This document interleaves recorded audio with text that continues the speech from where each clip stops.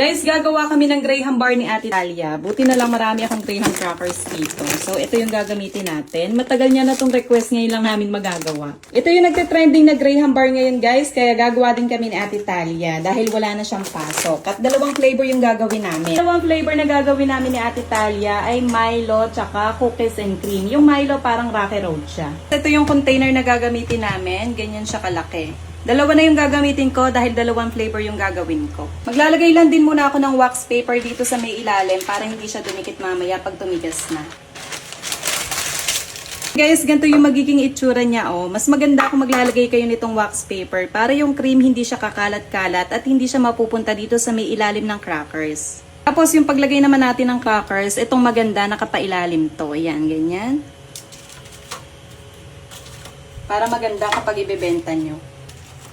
Ayan, sakto. Ayan, sakto siya guys. Kaso may kulang dito. Gugupit na lang ako. Guys, nailagay na namin na maayos lahat. Lahat yan meron. Ayan o.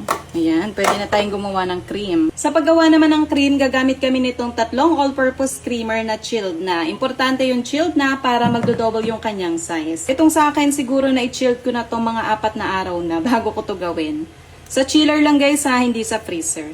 Guys, ito na yung tatlong all-purpose creamer at maglalagay pa tayo nitong Angel Creme Densada. Matamis to kaya isa lang yung ilalagay ko dahil pinaghalong condense na to at creamer. Ayan siya oh.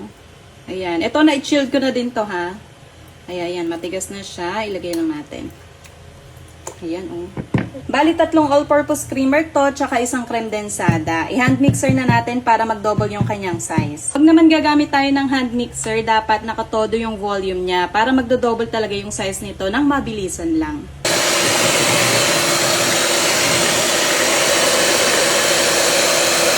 Ayan, okay na to guys. Nag-double na yung size niya. O, tingnan nyo. Sobrang kapal niyan. Ayan o, okay. Ayan, hatiin ko lang to, hating kapatid.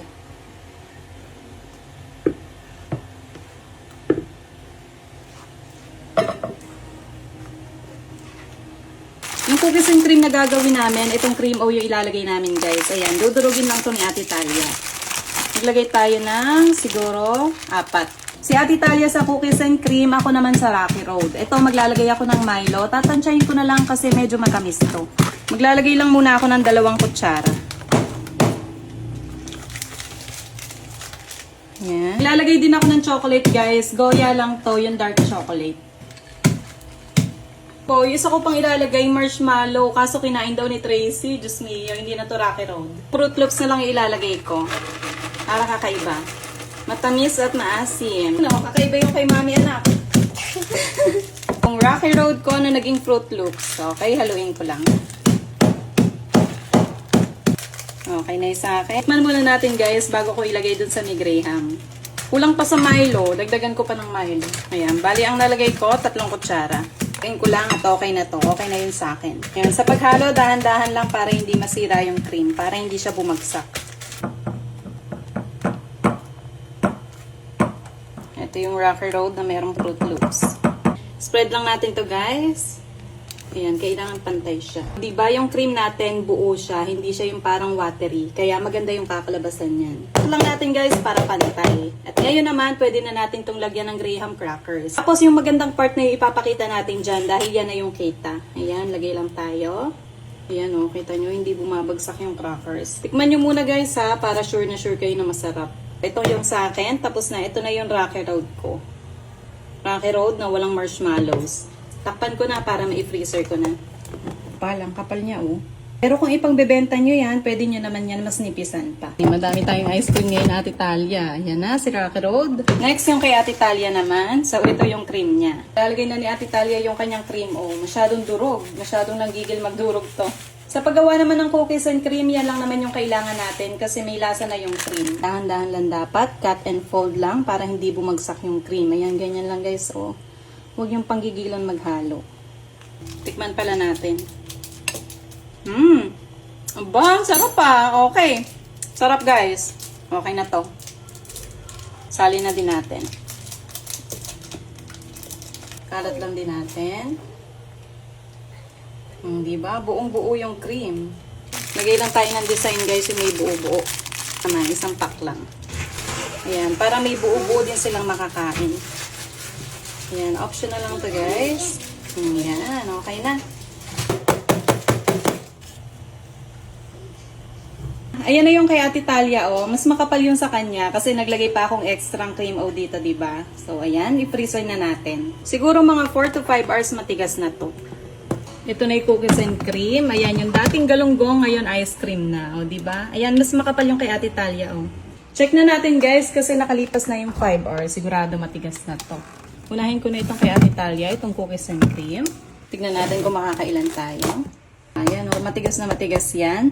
O, diba? Ang ganda nung nagawa nating cream. Buong-buo siya, hindi siya nagpunta dito sa mga crackers. O, diba? Ang gandang pagbenta nito. So, yan. Yan. Kahit tumigas yung ice cream, mabilis ang matanggal itong wax paper. Kuhain ko dito. So, bali 2, 3, 4, 5, 6, 7, 8. So, 8 yung magagawa ko. Dito ko manahatiin. 5 hours lang yung nakalipas nito, guys, ha? Ayan, oh. Ah, diba? Okay, ang ganda, oh. Ayan siya, guys. So, ang ganda. Hatiin ko sa gitna. Ayan. Diba? Ang gandang ipangbenta nito. Oh. Ayan yung likod niya. Ayan, malambot naman siyang hiwain. Hindi yung sobrang tigas.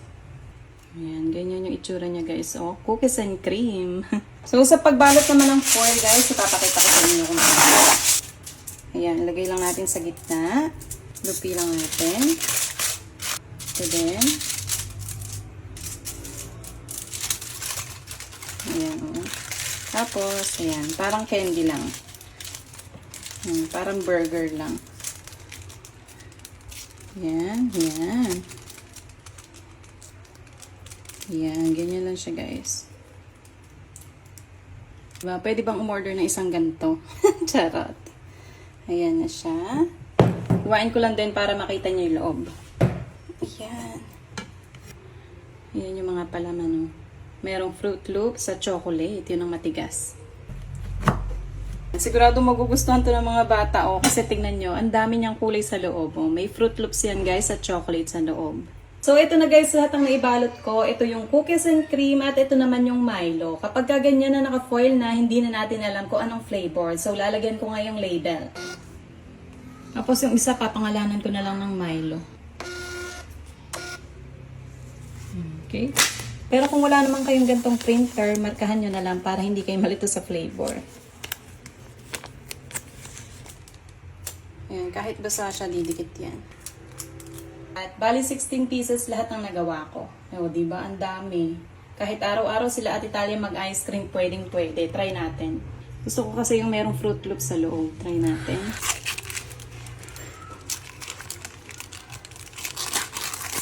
Ayan siya, guys. O, meron tong chocolate at Fruit Loops sa loob. Try natin.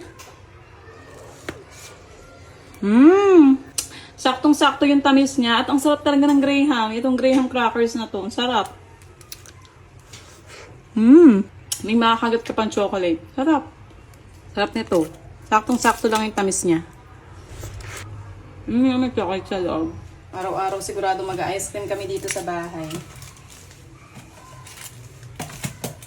Oh, pero nakikistak na ice cream.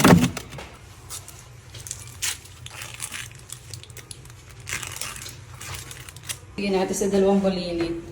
Hi guys! Ice cream!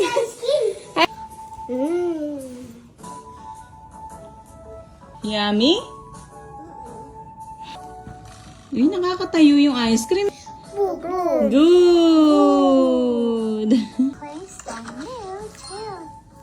Eh,